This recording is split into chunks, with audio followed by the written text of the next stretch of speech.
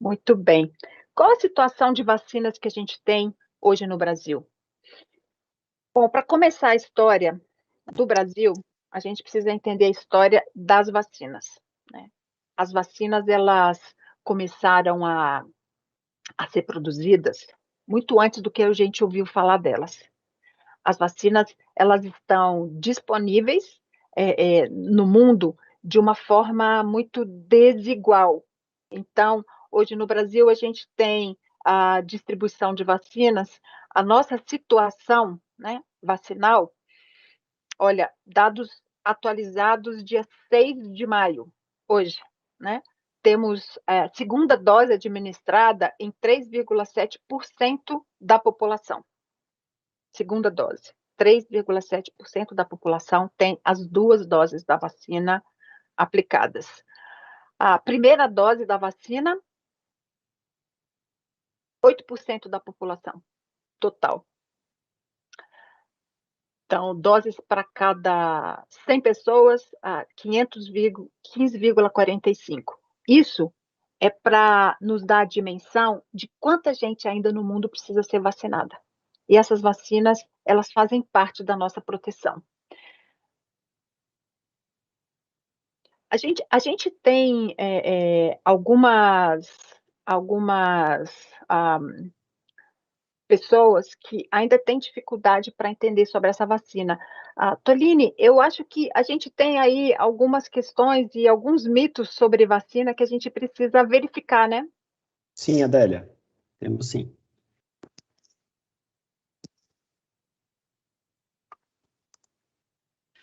Bom,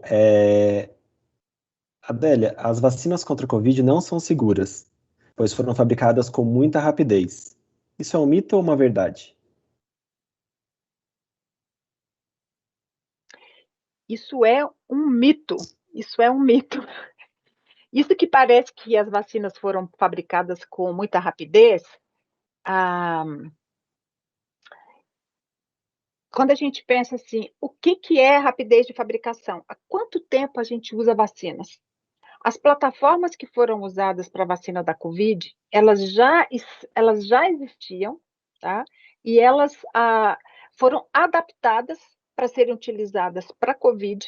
Aliás, a grande demora para desenvolvimento de vacinas passa muito por 2 condições: o financiamento para utilização e desenvolvimento da tecnologia, para aplicar tecnologia já conhecida para determinada doença, e o número de pessoas que ficam doentes para que se teste se aquela vacina funciona ou não. Então, para eu testar uma vacina contra uma doença que é de baixa ocorrência, eu tenho que esperar um número de pessoas que entrem na pesquisa, que entrem, que aceitem entrar para fazer a avaliação se a vacina ela funciona ou não. Passa aquele tempo de avaliação para a gente fazer a análise. Então, quando eu tenho uma situação de muita gente ficando doente e muita gente ficando doente com gravidade, eu tenho um número de pessoas para testar e para avaliar se essa vacina tem eficácia muito maior e mais rápido. Então, as fases iniciais de estudo da vacina, que provam a segurança dessa vacina e a capacidade dela de fazer efeito naquilo que a gente quer, isso é estudado dentro de laboratório e a demora ou a rapidez maior ou menor disso depende dos recursos que são colocados. Foram colocados muitos recursos para essa produção de vacinas e foi demonstrada a segurança e a eficácia dessas vacinas dentro dos laboratórios antes delas serem testadas nas pessoas. Todas as vacinas que passaram para teste já, que a gente chama de fase 3, já foram testadas para segurança antes.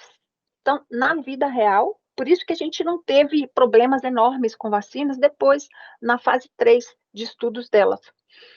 A aplicação das tecnologias já existentes para a Covid é que foi rápido, mas não o desenvolvimento anterior dessas plataformas que já vêm sendo desenvolvidas há muitos anos. Se a gente tivesse vacina nenhuma, realmente a gente não teria esperanças de vacina para a Covid.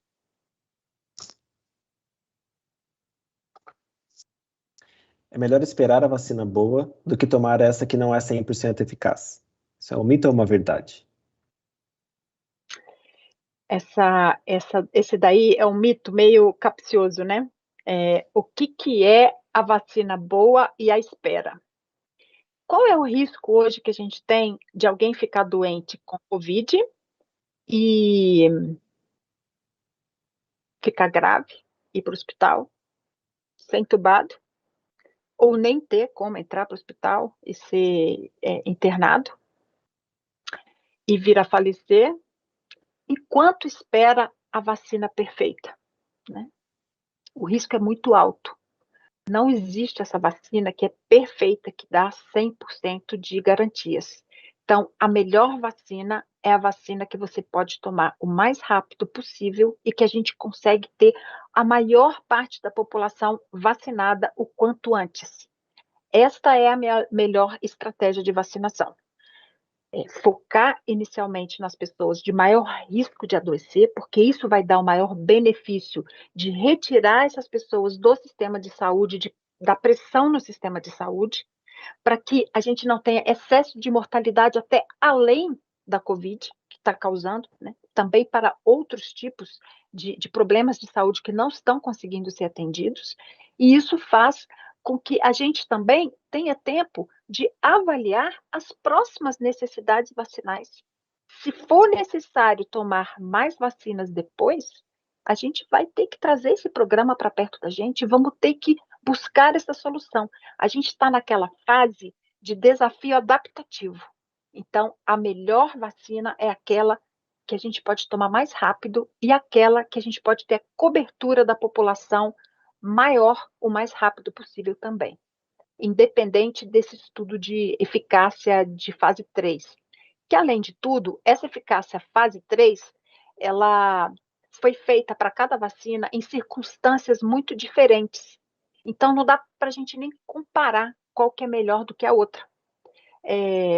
Por outro lado, quando a gente tiver um acompanhamento mais a longo prazo dessas vacinas, a gente vai melhorar a nossa estratégia vacinal também. Portanto, eu peço para todo mundo que, quando chegar a sua vez de vacinar, não hesite, não demore. Vamos fazer parte desse time que está vacinado e que vai proteger o coletivo das pessoas no mundo inteiro. Quem já teve Covid deve ser vacinado. O mito é uma verdade. Verdade, verdade verdadeiríssima. A gente sabe que a infecção sozinha não é capaz de estimular o nosso sistema imunológico suficiente para provocar uma resposta que seja adequada para nos proteger da doença novamente. E a gente tem visto, tem vivido isso na prática, inclusive entre populações que eu monitoro, particularmente acompanho o monitoramento, a gente vê pessoas novamente ficando doentes. E esse foi o fenômeno que aconteceu, inclusive, na cidade de Manaus, que foi assim tomada por uma situação de calamidade no ano passado, e quando a gente viu, e alguns estudos que mostraram que poderia já ter mais de 70% da população ter tido contato com esse vírus, a gente volta a ter uma tragédia enorme, com uma mortalidade acentuadíssima, porque a gente não aprendeu com a primeira onda. Então, as pessoas que já tiveram Covid também precisam ser vacinadas para ficar protegidas e para reduzir a transmissão da doença novamente. Depois de tomar a segunda dose da vacina, a pessoa está 100% protegida. Mito ou verdade? Esse aí é mito. Esse aí é mito. Ela não só não está 100% protegida do vírus, como a forma que a vacina funciona é assim: ela me dá dentro do meu corpo condições de combater o bicho quando ele entra dentro de mim. Então, para a minha vacina, inclusive, funcionar, ele vai entrar, vai se multiplicar, e eu posso, inclusive, estando protegido da forma mais grave da doença, ter a manifestação assintomática, transmitir para outras pessoas, sem saber que estou transmitindo, e posso também ter a forma mais leve e moderada da doença, no geral.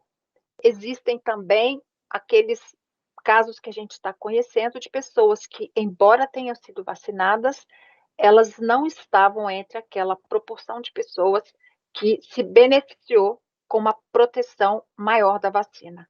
Sabe, Toline, uma coisa que eu vejo que as pessoas se confundem um pouco é assim, uma vacina dá proteção de 96% contra a doença grave. Quer dizer que eu estou 96% protegido? Não. Quer dizer que 96% de proteção em relação a quem não foi vacinado, não individualmente, mas a população.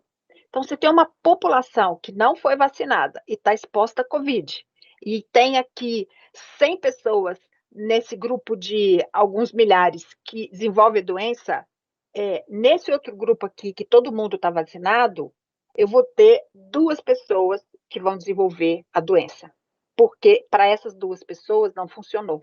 Então, essa proporção de proteção coletiva, a gente não tem como saber como vai ser a nossa proteção.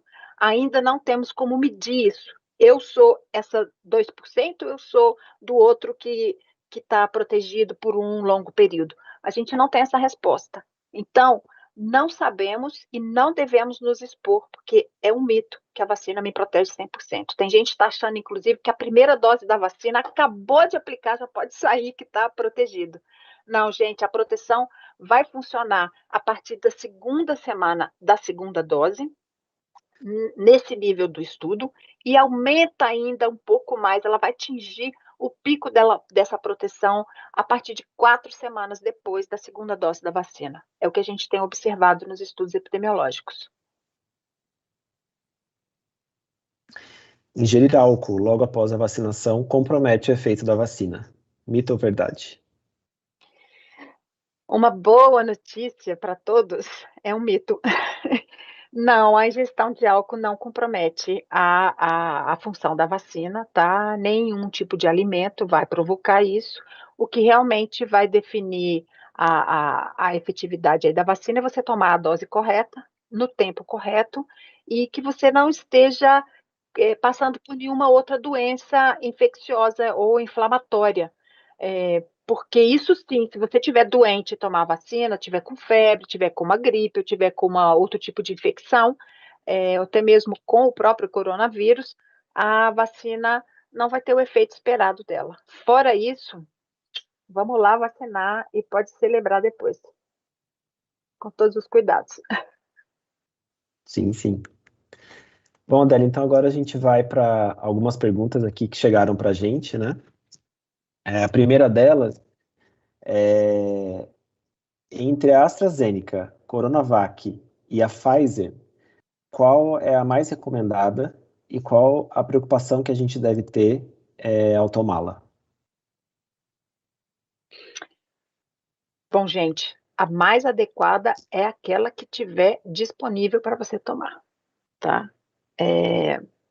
Quando chegou a minha vez na fila de tomar a minha primeira dose, eu nem sabia qual vacina que eu ia receber. Eu só vigiei para ver se estava tudo certinho, se estava fazendo a dose correta, se não era uma injeção vazia, aquelas coisas lá que a gente ouviu falar que, infelizmente, a gente tem que passar por isso também, com toda a circunstância que foi criada, ter certeza que eu tomei a vacina. Depois foi que eu fiquei sabendo qual que tinha disponível. Né? Então, a melhor vacina é o que a gente pode tomar. E ter efeito colateral da vacina, ficar com o braço doendo, como eu fiquei 3 dias, que eu não conseguia mexer, e eu pedi para dar na direita, por quê? Porque eu só durmo deitada do meu lado esquerdo, porque eu tenho escoliose. Então, eu não consigo dormir para o outro lado, nem consigo dormir para assim, só mesmo aquele jeitinho aqui da esquerda. Eu falei, não, preciso dormir, né? Então, não vou tomar no braço esquerdo. Mas olha, o tal do computador, do trabalho, esse aí não deu certo, esse ficou. Então, o cuidado que você tem que ter é que você pode ter reação local, tá? Ainda não chegou o meu dia de tomar a segunda dose e eu acho que eu vou preferir não dormir tão bem do que não poder trabalhar durante 3 dias, assim, sentir dor. Mas, enquanto que algumas vacinas você pode ter esse cuidado, esse problema, você pode ter dor no corpo, pode ter febre, pode ter essa reação, está mostrando que o seu corpo está reagindo, está mostrando que o seu sistema imune está fazendo realmente o reconhecimento desse agressor e construindo a sua resposta. O que pode acontecer, que aí é um pouco mais perigoso, que você tem que ter medidas, e principalmente aí seria com a vacina da Pfizer. Reação de hipersensibilidade, de alergia, né, anafilática. Muito raro também, raríssimo. Todos esses efeitos colaterais mais graves, eles são raríssimos. Então, como que a gente faz para contrabalançar isso? Pode tomar remédio para dor? Pode. Deu dor no corpo, deu febre, deu reação no braço, pode tomar. Não vai impedir a vacina de funcionar, tá bom? No caso da reação alérgica, é a pessoa ter o esquema, quando for ser vacinado com a vacina do mRN, que é a da Pfizer ou da Moderna, precisa ter esse cuidado de que as pessoas são vacinadas, elas não podem sair imediatamente do centro de saúde, elas devem permanecer nos próximos 15, 30 minutos. Depois disso, acabou, não vai ter mais nada. Não vai ter anafilaxia, não vai ter reação, não existe isso. E se você teve a reação hoje e ficou, você tomou vacina hoje, deu a dor e tal, papapá, dali a 3 dias você está com febre, dor no corpo, sensação de mal-estar de gripe, não é da vacina, tá? Muito provavelmente, antes da vacina fazer efeito, você se contaminou. Então, este tempo de depois, não é mais efeito da vacina. Então, tomem cuidado, não pensem que assim, é por causa da vacina, tá bom? E precisem prestar atenção e se cuidar, porque pode ser uma doença infecciosa e pode ser Covid. É muito bom saber disso, né, Adélia? Porque às vezes a gente acha que é um efeito da vacina, um efeito comum, e nem sempre é isso, né? Uma próxima pergunta, Adélia. É correto afirmar que, mesmo aquelas pessoas que já foram imunizadas com as 2 doses da vacina, ainda correm o risco de se contaminarem com as novas variantes do vírus que estão surgindo? Então, esta é uma grande preocupação, tá? Por que a gente está nesse movimento mundial para a COVAX, né? Que é a vacina para todos, distribuída para o mundo inteiro o quanto antes, para aquelas pessoas que mais precisam e para os lugares que estão com mais problemas. Por que isso está sendo um problema tão grande? Porque não está sendo respeitado, né? Enquanto a gente tiver lugares onde a infecção está correndo solta, como no próprio Brasil, como na Índia, como em vários países ainda na América Latina, e também na Europa, que ainda temos, na Ásia, a gente dá oportunidade para o vírus se multiplicar, criar novas variantes e se disseminar novamente. Então, vamos dizer, a P1, que é essa variante que a gente conhece, que apareceu no Brasil diante da situação de multiplicação no Amazonas, e é onde a gente pensa que está a origem, a disseminação dela, ela está em vários lugares do mundo, está causando problemas no Canadá, por exemplo, um grande aumento e um pico, como esse que a gente viu no Brasil, no mundo inteiro, isso pode acontecer.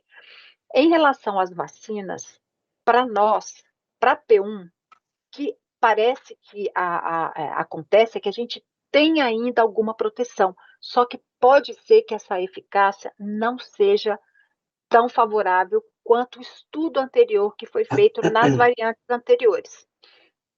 E também a gente tem já com certeza de que essa variante da África do Sul, ela consegue se evadir, sair fora do sistema imunológico, mesmo para as pessoas que foram vacinadas. Por isso, o esquema de vacinação na África do Sul foi modificado para tentar atender essa nova variante lá. Essa variante não parece ter se espalhado muito no mundo. Por outro lado, a variante da Índia, ela já foi encontrada nos Estados Unidos, ela já foi detectada na Inglaterra e, com certeza, ela já está se disseminando sem estar detectada em vários outros lugares que não tem sistematicamente o controle, né, ou a avaliação genética desses bichos para saber. A gente corre o risco, sim, de ter novas ondas, inclusive em locais vacinados. A gente está vendo isso acontecer no Chile, por exemplo. Comparar o Chile e a Inglaterra. Na Inglaterra, foi feito um esquema de vacinação e de cobertura vacinal que está promovendo a queda acentuada da mortalidade, né, junto com restrição de mobilidade, lockdown, conscientização, uso de máscaras, vários tipos de cuidados que foram implementados juntos com a vacinação, e teve essa queda. E no Chile a gente tem uma grande cobertura que está aumentando e está muito parecido com o que foi feito na Inglaterra, mas não obteve o mesmo tipo de resultado. E esse tipo de avaliação de que se é por predominância de cepas ou por falta das outras ações associadas, ou seja, de fazer também o isolamento social, até das condições, né? A média de pessoas por habitação na Inglaterra, 50% das habitações tem no máximo 2 pessoas. Quase 30% das habitações na Inglaterra, ou nos grandes centros urbanos, mora uma pessoa. No Chile eu não tenho essa informação, mas eu tenho certeza que não é a mesma realidade. Está muito mais parecido com a nossa realidade de muitas pessoas na mesma habitação, né? E isso aí é muito difícil de quebrar.